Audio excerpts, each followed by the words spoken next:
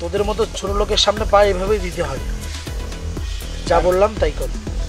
Sir সবই ঠিক আছে, কিন্তু খুইলা না দিলে আমি কেমনে সুন্দর করে পরিষ্কার করে দেবো? তুই মনে হয় মুখে মুখে তর্ক করছিস, তোর কিন্তু অবস্থা খারাপ হয়ে যাবে। তুই আমাকে চিনিস না। দেখছো একটা মুচির সাহস কত বড়, দেখছো? ছোট লোকের বাচ্চা, যা বলতেছে শোন। হাই, আমার সময় কিন্তু বেশি নাই, মাথাটা কিন্তু গরম করাবি না। কালকে আমার কিন্তু ইন্টারভিউ আছে। আচ্ছা ঠিক আছে স্যার, আমি কইরা দিতেছি।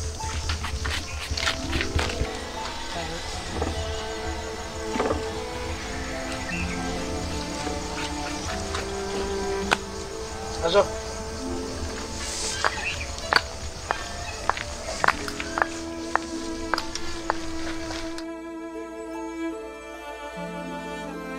চাকরি দিয়ে দিন।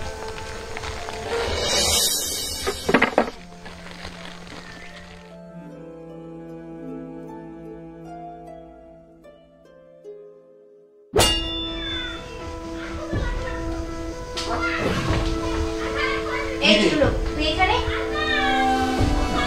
তুই মুচি না? হ্যাঁ, ওই মুচটা তো রাস্তায়।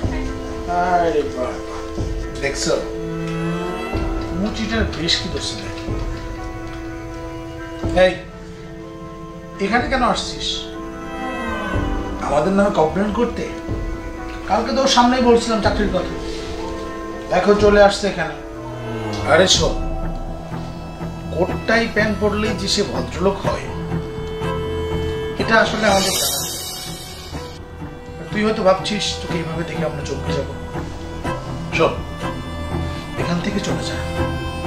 এখানে আমাদের দুজনের জব কমপ্লিট, সবকিছু ঠিক করা আছে ফোনে।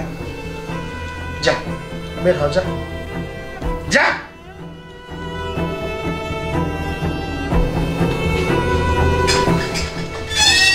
আপনারা বসুন। আব্বে কে রে তুই যে তোর কথায় বসতে হবে? বলছি বসুন বসুন বসুন বসুন।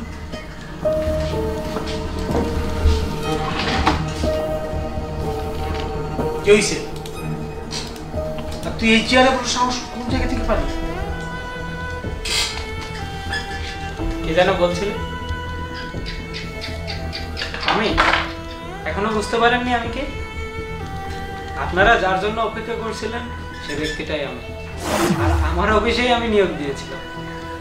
তো আপনার কথা আমাকে অনেকেই রিকোয়েস্ট করছিল যে আপনি খুব অভাবে আছেন, আপনার চাকরিটা খুব প্রয়োজন। তো ভাবলাম যে যার এত রিকোয়েস্ট সে ব্যক্তিটাকে একটু পরীক্ষা করা দরকার। তাই আমি সেদিন আপনাদের পরীক্ষা করার জন্য রাস্তায় মুচি সেজে বসেছিলাম। আপনাদের পরীক্ষা করার সাথে সাথে আরেকটা জিনিস বুঝতে পারলাম যে আপনাদের মন মানসিকতাটাও একটু ছোট, কারণ আপনারা মানুষকে মানুষ হিসাবে দেখেন। কেউ যদি ছোট কাজ করে তাকে ছোট হিসাবেই দেখেন, কখনো বড় করে দেখেন না।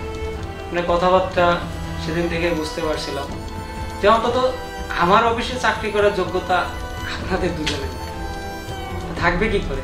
আপনারা তো মানুষের মতো আচরণ করেন, আর আমার অফিসের দায়িত্ব নেওয়ার পর যে আমাকে বিপদে ফেলবেন না এর কি গ্যারান্টি আছে? তাই আমি সিদ্ধান্ত নিয়েছি যে আপনাদের দুজনের কোনো জায়গা নেই। আমি সরি যে আমি নিজে জবটা দিতে পারছি না আপনাকে। আপনারা আসতে পারেন। স্যার মানে বলছিলাম স্যার, আসলে আমরা দুজন ভুল করে ফেলছি স্যার। আর প্লিজ স্যার, আপনারা যে ব্যবহারটা করছেন এটার তো কোনো ক্ষমা হবে না, ক্ষমা আমি করতে পারবো না আপনাদের।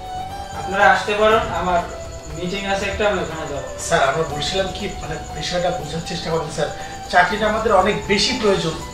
চাকরিটা হচ্ছে না, আপনি আসুন দয়া করে প্লিজ।